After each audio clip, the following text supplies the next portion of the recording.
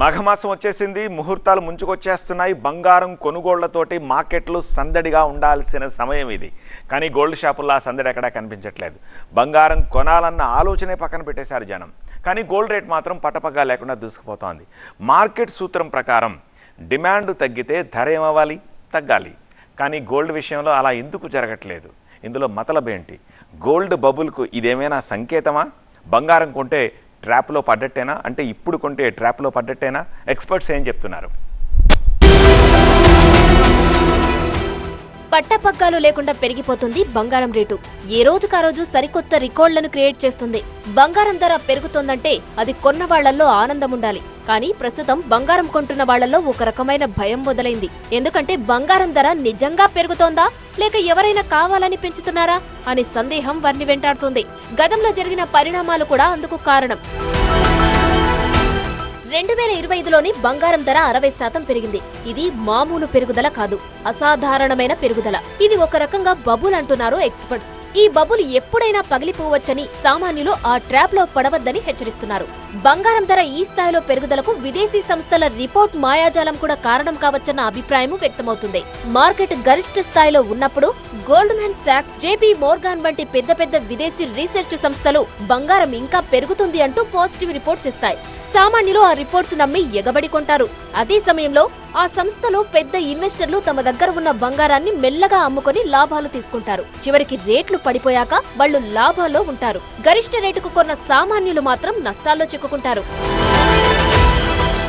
ఏదైనా వస్తువు ధర సప్లై డిమాండ్ మీద ఆధారపడి ఉంటుంది. కానీ బంగారం ధర మాత్రం లండన్, న్యూయార్క్ లో ఉండే కొన్ని పెద్ద బ్యాంకులు కూడబలుకొని ధరను ఫిక్స్ చేస్తాయన్న ఆరోపణలు ఉన్నాయి. ఎందుకంటే గతంలో జేపీ మోర్గాన్ బ్యాంక్ స్పూఫింగ్ అనే టెక్నిక్ వాడి గోల్డ్ రేటును అమాంతం పెంచేసింది. కొనాలని లేకపోయినా లక్షల కొద్దీ ఫేక్ ఆర్డర్స్ పెట్టి రేటు పెరిగాక ఆర్డర్స్ క్యాన్సిల్ చేయడమే స్పూఫింగ్ టెక్నిక్. ఈ నేరం బయటపడడంతో ఆ బ్యాంకు ఏకంగా $920 మిలియన్ అంటే మన కరెన్సీలో సుమారు 7,600 కోట్ల రూపాయల జరిమానా కట్టింది. దీన్ని బట్టి మార్కెట్ మ్యానిపులేషన్ నిజమేనని తెలుస్తోంది. ఈ బంగారం ధర బుడగలా పేలిపోయే అవకాశం ఉందన్న వాదనకు గతంలో జరిగిన ఘటనలు కూడా ఆధారంగా నిలుస్తున్నాయి. 1980లో బంగారం రేటు పీక్స్ కు వెళ్లింది. దీంతో అందరూ ఎగబడి కొన్నారు. తర్వాత 57% పడిపోయింది. మళ్లీ ఆ రేటు రావడానికి 25 ఏళ్లు పట్టింది. లేటెస్ట్ గా 2011లో కూడా మళ్లీ అలాగే పెరిగింది. తర్వాత 45% క్రాష్ అయింది. అది కోలుకోవడానికి 4 ఏళ్లు పట్టింది. ఇప్పుడు 2026లో కూడా సేమ్ సీన్ రిపీట్ అయ్యే ఛాన్స్ ఉందని హెచ్చరిస్తున్నారు ఎనలిస్టులు. స్టాక్ మార్కెట్ కుప్పకూలితే ఇన్వెస్టర్లు నగదు కోసం బంగారం, వెండి ఈటీఎఫ్లను విక్రయించడం ప్రారంభిస్తారు. తక్కువ ధరలో దొరుకుతున్న షేర్లను కొనడానికి వీటిలో లాభాలను స్వీకరించడం సహజం. దీనివల్ల బంగారం, వెండి ధరల్లో పెద్ద ఎత్తున దిద్దుబాటు వచ్చే అవకాశం ఉంటుంది. సామాన్యుల్లో కొనాలనే ఆసక్తి ఉంటేనే ఏ వస్తువుకైనా డిమాండ్ ఉంటుంది.